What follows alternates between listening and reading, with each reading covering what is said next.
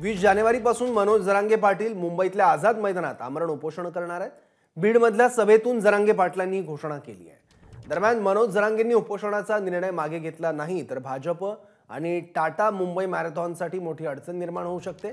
एकीकडे 22 जानेवारीला राम मंदिराचा सोहळा आणि दुसरीकडे जरांगेंचं आमरण उपोषण सरकारला डोकेदुखी ठरू शकतं। त्यामुळे सरकार मराठा आरक्षणासंदर्भात सकारात्मक पावलं उचलेल अशीही शक्यता आहे। तर टाटा मॅरेथॉनची सांगता 21 जानेवारीला आझाद मैदानात होणार आहे। त्यामुळे जरांगेंचं आमरण उपोषण टाटा मुंबई मॅरेथॉनसाठी अडचणीचं ठरण्याची दाट शक्यता आहे। याबद्दल आणखी माहिती घेऊयात। आपले प्रतिनिधी कृष्णा केंडे आता आपल्यासोबत आहेत। कृष्णा, यातून तोडगा निघणार कसा? कारण 21 जानेवारीला आझाद मैदानात मोठा कार्यक्रम आहे आणि 20 तारखेपासून जरांगेंनी आंदोलनाचा इशारा दिलाय।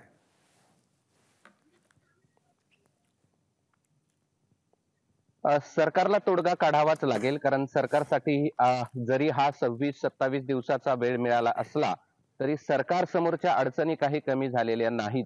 मनोज जरांगे यांनी कालच्या बीडच्या सभेमध्ये असं जरी म्हटलं असलं की 18 तारखेपर्यंत म्हणजे 18 जानेवारीपर्यंत जमावबंदी मुंबईत लागू आहे म्हणून मी 20 तारखेला जातोय, हे जरी वरवरचं दिसत असलं तरी 22 तारखेला राम मंदिराचा सोहळा आहे आणि जर हा प्रश्न 20 तारखेपर्यंत सुटला नाही तर देशभरामध्ये सगळीकडे राम मंदिराचा सोहळा असेल आणि महाराष्ट्राच्या राजधानीमध्ये मात्र मराठा समाजाचं आंदोलन आपल्याला पाहायला लागेल। त्यामुळे खास करून लोकसभा निवडणुकीच्या पार्श्वभूमीवर राम मंदिराच्या सोहळ्याच्या पार्श्वभूमीवर जरांगेंनी सरकारची अडचण केली असं आपल्याला म्हणावं लागेल, कारण की 20 तारखेपर्यंतची ही मुदत ही सरकारसाठी खरं तर ती मदत नाही तर ती अडचण ठरू शकते जर हा प्रश्न सुटला नाही तर। तसं तू जसं सांगितलंस की टाटा ची जी मॅरेथॉन आहे ती देखील 21 तारखेला आहे।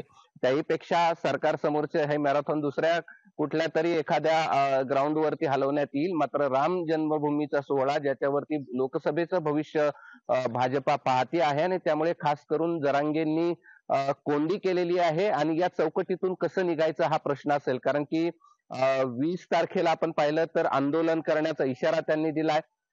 22 तारखेला राम जन्मभूमीचा सोहळा आहे, 24 तारखेला क्युरेटिव्ह पिटिशन आहे आणि त्यामुळे पुन्हा वेळ वाढवून मागायची की हा प्रश्न सोडवायचा हा सर्वात मोठा प्रश्न असेल। मात्र ही सवलत नसून सरकारची अडचण अधिक ठरण्याची शक्यता आहे। आणि दुसरा आणखीन एक मुद्दा सांगायचा झाला तर आज पुढच्या या 26 दिवसामध्ये जरांगे पाटील नेमकं काय करणार आहेत याची दिशा देखील ते आज पत्रकार परिषद घेऊन सांगणार आहेत। ते पुन्हा महाराष्ट्राचा दौरा करतील की आराम करतील की आणखी काय त्यांची पावलं आहेत हे आज 12 वाजता स्पष्ट होणार आहे। मात्र पुन्हा एकदा सांगतो की 20 तारीख ही सरकारची अडचण ठरण्याची शक्यता आहे राम मंदिराच्या सोहळ्यासाठीची। ठीक आहे कृष्णा, धन्यवाद या माहितीबद्दल।